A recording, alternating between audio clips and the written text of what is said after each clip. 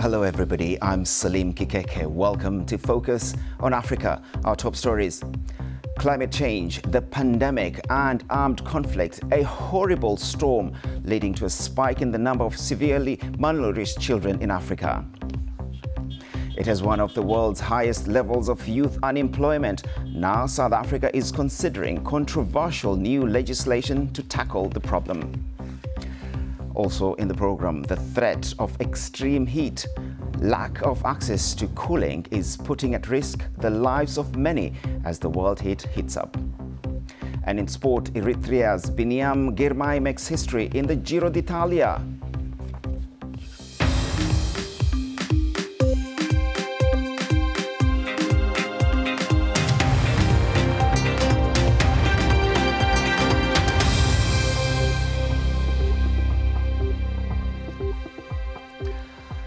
Thanks for joining us on Focus on Africa from BBC World News. The United Nations Children's Fund says the number of severely malnourished children around the world is rising. The reasons include the combined effects of armed conflicts, the coronavirus pandemic and climate change. And UNICEF has warned that the cost of helping these children is becoming more expensive because of the rising price of food. Globally, more than 1 million children die each year because they don't have enough to eat, making it one of the top threats to child survival. From the 10 worst affected countries, 5 of them are in Africa. Nigeria, Ethiopia, the Democratic Republic of Congo, Ethiopia, Niger and South Africa are all struggling to find answers to this growing problem. If we look specifically at the Horn of Africa, the report reveals nearly 30 million people in Ethiopia, Kenya and Somalia are in urgent need of humanitarian assistance, including at least 1.7 million severely wasted children on the brink of death who require life-saving support. Let's take you live to Nairobi, and our correspondent Catherine Biaruhanga has been standing by. Catherine, can you tell us more about what's happening where you are, that region of Africa? Yes, I'm speaking to you from Nairobi in Kenya, and what we've seen is really the climate, the weather turning on communities living in northern Kenya, parts of southern Ethiopia and parts of Somalia as well. They have suffered from 3 consecutive failed rains. As you mentioned there, it's meant that there are about 30 million people who need humanitarian assistance from international organizations. That's severely impacting children as well, as we're hearing from the United Nations Children's Fund today. Take into account the fact that you also have ongoing conflicts in some of these areas. If you look at Somalia, you're also talking about the conflicts with the Al-Shabaab militants.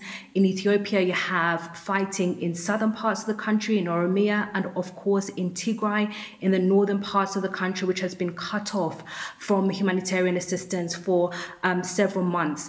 And so you have this confluence of situation of issues, really of shocks, that's impacting communities and therefore children, the most vulnerable people in communities. Now, stepping away from these crisis areas, we have to look at urban places like Nairobi, where I am, in capital cities across the region. You're not only talking about droughts, but the impact of high inflation, the fact that it's been harder to get goods, food into some of these areas, and that's pushing up inflation. So in Sudan, for example, inflation there stands at 253%. That's food inflation. That's a lot for any family to have to deal with. Catherine, 5 of the worst affected countries are in Africa. I mentioned that in the introduction there. Do we have a sense of what's being done to address this problem? Yes, it would be surprising for many people watching today that you have Nigeria and South Africa, 2 of the biggest economies on the continent, who have high numbers of severely, acutely malnourished children. And that points to the fact that the UN says, the UNICEF says today that severe malnutrition is not only an emergency situation. In some cases, this is a chronic problem in communities that's passed on from generation to generation. That means in some situations you have mothers who come from poor backgrounds, suffer with a loss of poverty, they're anemic, they give birth to smaller children, and this continues through generations. Now, this is going to put a lot of pressure on governments to have to act to make sure that they do remove the structural problems that cause poverty, but also putting in place medical facilities, vaccinations, nutrition programs to really eradicate this from communities. Many thanks, Catherine Biruhanga there, live in Nairobi. Thank you. Now, President Joe Biden has said the ideology of white supremacy has no place in America. He was speaking during a visit to Buffalo in New York State to meet members of the latest community in mourning after a mass shooting at a supermarket in the city at the weekend. 11 of the 13 people who were killed or injured were African American. An 18-year-old white man was arrested at the scene. Today, Mr. and Mrs. Biden laid flowers at a makeshift memorial in Buffalo. The president then went on to private meetings with relatives of the victims and fast responders. He warned that the white supremacist ideology motivating the alleged gunman is a poison and called on all Americans to reject it. What happened here is simple and straightforward. Terrorism. Terrorism. Domestic terrorism. Violence inflicted in the service of hate and the vicious thirst for power that defines one group of people being inherently inferior to any other group. A hate that through the media and politics, the internet, has radicalized, angry, alienated, lost, and isolated individuals into falsely believing that they will be replaced, that's the word, replaced, by the other, by people who don't look like them. US President Joe Biden. Moving back to Africa, it has been described as South Africa's ticking time bomb. High levels of youth joblessness, some of the highest in the world. To try and tackle the issue, the country's largest province of Gauteng recently announced legislation to develop its township businesses with the hope that it will enable projects to grow and in turn employ more young people. But the government is also considering more controversial measures to deal with the impact of unemployment and rising social tensions. The BBC's Shingai Nyoka reports from Joburg. It looks like a thriving community, but the statistics tell a different story. Most of these young people are out of work. While the national unemployment rate is 35%, among the youth it's a staggering 65%, worsened by the COVID pandemic. Black South Africans, especially young women, are disproportionately affected. Transformation is a word bandied about by politicians, but people living in the townships say that they haven't experienced what was promised at the end of apartheid. Now authorities are talking about township renewal with a renewed sense of energy to diffuse some of the frustration that we've seen on these streets. Cowards, step aside. A rallying cry against the government. Anti-immigrant group Operation Dudula is often accused of capitalizing on the growing discontent. It believes foreigners are stealing scarce opportunities. Shops have been hijacked. Employment has been hijacked. Even our crime has been taken away by them. The government is planning to tighten foreign worker quotas and to ban foreigners from owning small businesses in certain sectors. It's a bid to address the wealth disparities and create opportunities for a majority that's been left behind. How many jobs have you tried to apply for? Yeah, more than 120-something jobs. I have been applying non-stop. Yeah, I am very frustrated. All the people are still in government. People who should be in pension by now. Let's take a look, for example, in our parliament, there are people who are 70-something years old, they're still working. But we as youth, we're still in the street. The jobs are being directed to the wrong people. The leaderships, they just create a channel which channels the water to their home, instead of to make everyone drink. The government says job creation is a priority and that it's spending hundreds of millions of dollars to create more employment opportunities. In an inner city area where violence is rife, 22-year-old Jennifer is doing her part and teaching practical skills. I feel like in the past, everyone has been told, go to a university, get a degree, and then after you get that degree, you are most definitely going to get employment. And it used to happen and work for our parents in the past, but currently there's a lot of young people that have degrees, that are educated, but still are at home. For so many young people on society's fringes, the future is uncertain, but some remain determined to keep battling the odds to bridge South Africa's gaping economic divide. Shingai Nyoka, BBC News, Johannesburg. Let's take a quick look at other stories making the headlines across Africa. The Burkina Faso government says that teams searching for 8 workers trapped in a zinc mine have reached a rescue chamber and have not found any survivors. It's a month since the men, 8 Burkinabes, 1 Zambian and 1 Tanzanian, were cut off by floodwaters more than 700 meters underground at the Pakoa mine. The authorities added that they will continue the search and asked the families to be strong and wish for a miracle.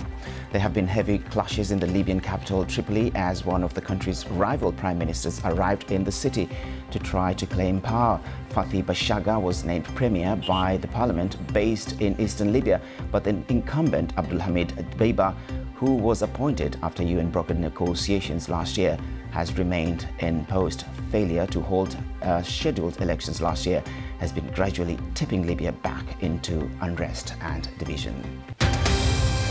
Still to come, maybe we'll be here with all the sport as 4-time African Women's Player of the Year, Barcelona's Asisat Ashaola picks up a top award.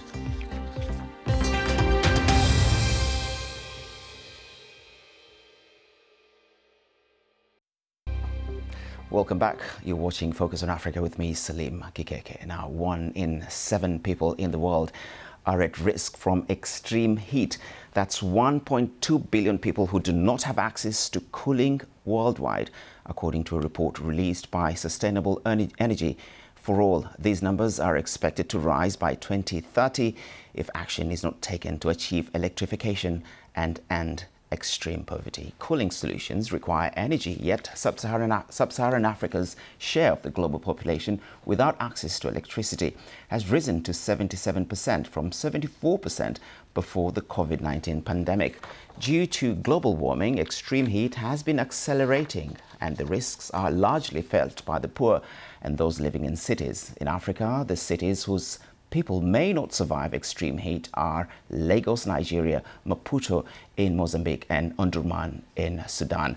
And it is expected to get worse by 2050 when 68% of the global population is expected to live in cities, according to the latest report by Intergovernmental Panel on Climate Change. Now, what solutions are available?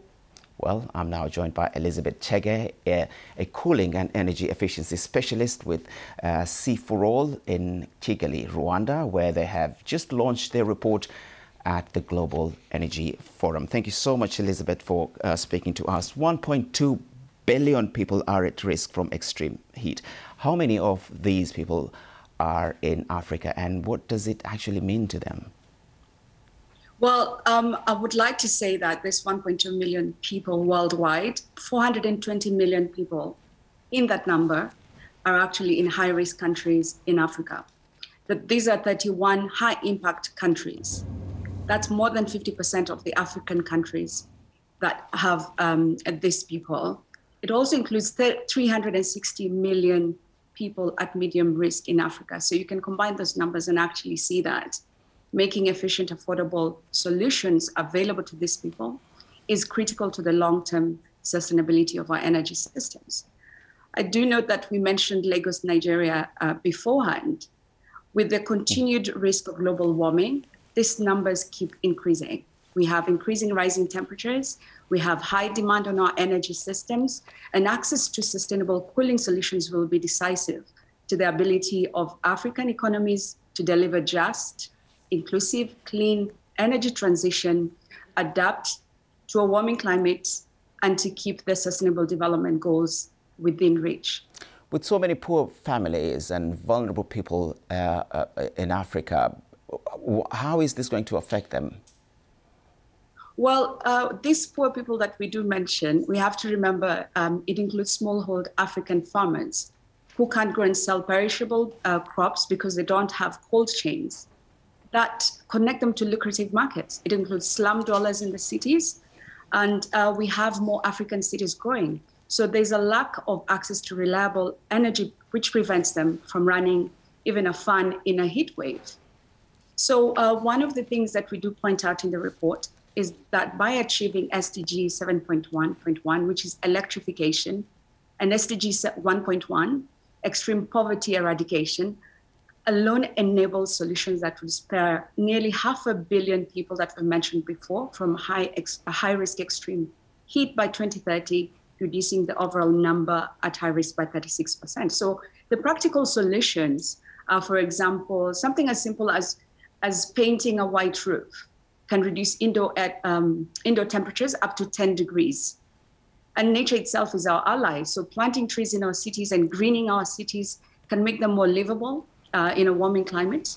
Heat action plans as well by the municipalities and commercial heat plans as well can also provide vulnerable groups that we mentioned, the poor, with refuge during periods of extreme heat, because we do have science to note when we're going to have this extreme heat, and we know it's increasing. I'd like to add that we really need to scale up the use of cooling as a service training and financing that can make sustainable cold chain equipment available to the smallholder farmers. And lastly, but definitely not least, we need to accelerate our efforts to energy access. Elizabeth Shege, thank you so much. We're going to have to leave it there for now, but thank you so much for speaking to us live from Kigali in Rwanda.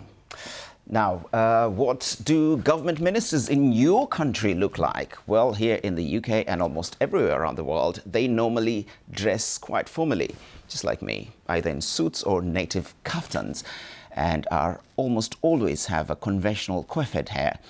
Not so with Sierra Leone's Minister of Basic and Senior Secondary Education. David Senge rocks dreadlocks, is fond of leather jackets and tight jeans. And on the day we met him, he was wearing a yellow watch. My colleague Peter Okoche started off by asking him if he agrees that he did not fit the bill of a typical government minister.